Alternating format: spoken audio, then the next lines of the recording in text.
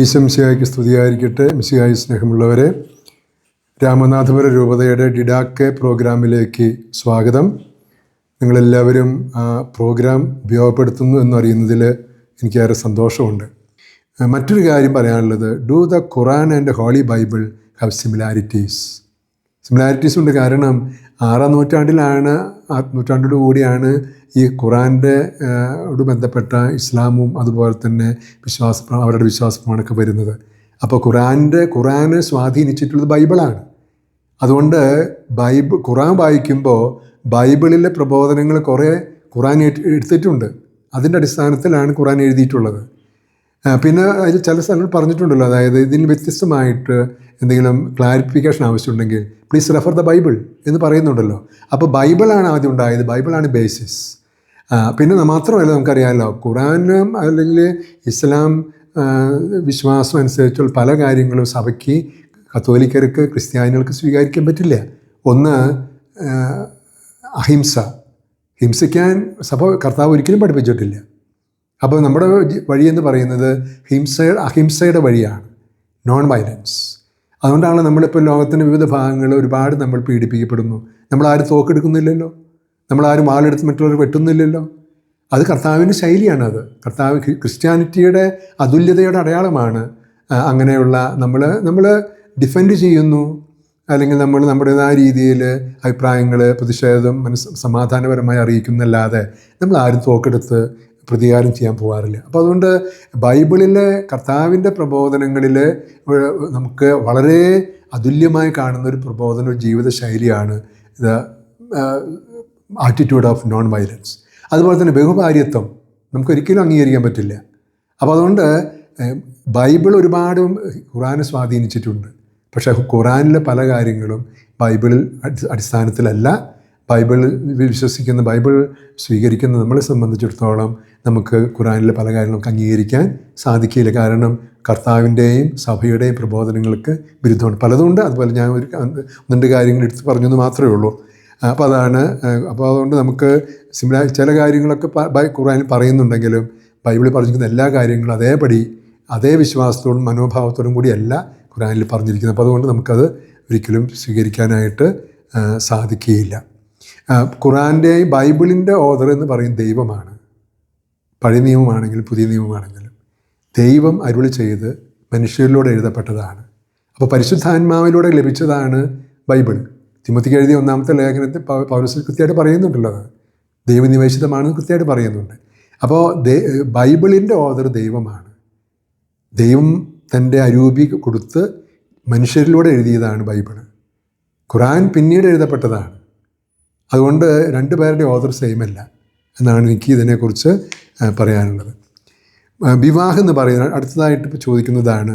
വിവാഹം one of the toughest forms of human life എന്ന് പറയുന്നത്. വിവാഹ ജീവിതം ഏറ്റവും കഠിനമായിട്ടുള്ള ഒരു ജീവിത ശൈലിയാണ്, ജീവിത അവസ്ഥയാണെന്ന് പറയുന്നു. Why can't it be broken until the end of a person's life? ഒരു മനുഷ്യൻ്റെ ജീവിതം വരെ നമുക്കറിയാലോ, നമ്മുടെ കത്തോലിക്ക പ്രബോധനം അനുസരിച്ച് വിവാഹ ജീവിതം എന്ന് പറയുന്നത് അത് ഏകത്വത്തിൻ്റെ ജീവിതമാണ്. ഒരു ഭർത്താവ്, ഒരു ഭാര്യ, ഒരു ജീവിത പങ്കാളി. ആ ബന്ധം എന്ന് പറയുന്നത് 2 മാസത്തേക്കോ 2 വർഷത്തേക്കോ 5 വർഷത്തേക്കോ 10 വർഷത്തേക്കോ അല്ല, ആരെങ്കിലും ഒരാൾ മരിക്കുന്നത് വരെ തുടരേണ്ട ബന്ധമാണ്. ഉൽപ്പത്തി പുസ്തകത്തിൽ പറഞ്ഞിരിക്കുന്ന കാര്യങ്ങൾ കോട്ട് ചെയ്തുകൊണ്ടല്ലേ കർത്താവ് നമ്മളെ പഠിപ്പിക്കുന്നത്. കർത്താവിൻ്റെ ശ്രോതാക്കൾ ചോദിച്ചു വന്നത്, ഇത് കഠിനമാണല്ലോ, മോശം അത് അനുവദിച്ചാൽ പിന്നെ എന്താ നമുക്ക് അനുവദിക്കാൻ ബുദ്ധിമുട്ട് എന്ന് പറഞ്ഞപ്പോൾ കർത്താവ് എന്താ പറഞ്ഞ്, ആദ്യം അങ്ങനെ ആയിരുന്നില്ലല്ലോ. ദൈവം യോജിപ്പിച്ചത് മനുഷ്യൻ വേർപ്പെടുത്തരുത്. ദൈവമാണ് ഒരു പുരുഷനെയും ഒരു സ്ത്രീയെയും ഭാര്യ ഭർത്താക്കന്മാരായി സംയോജിപ്പിച്ച് കുടുംബജീവിതത്തിൽ തുടക്കം കുറിക്കുന്നത്. അപ്പോൾ ഭാര്യ ഭർത്തൃ ബന്ധം, അതുപോലെ അതിനുശേഷം ഉണ്ടാകുന്ന മക്കളിലൂടെ അപ്പോൾ ആ കുടുംബജീവിതം, അത് ഡിവൈൻ ഇൻസ്റ്റിറ്റ്യൂഷനാണ്. അത് മനുഷ്യൻ്റെ കണ്ടുപിടുത്തമല്ല.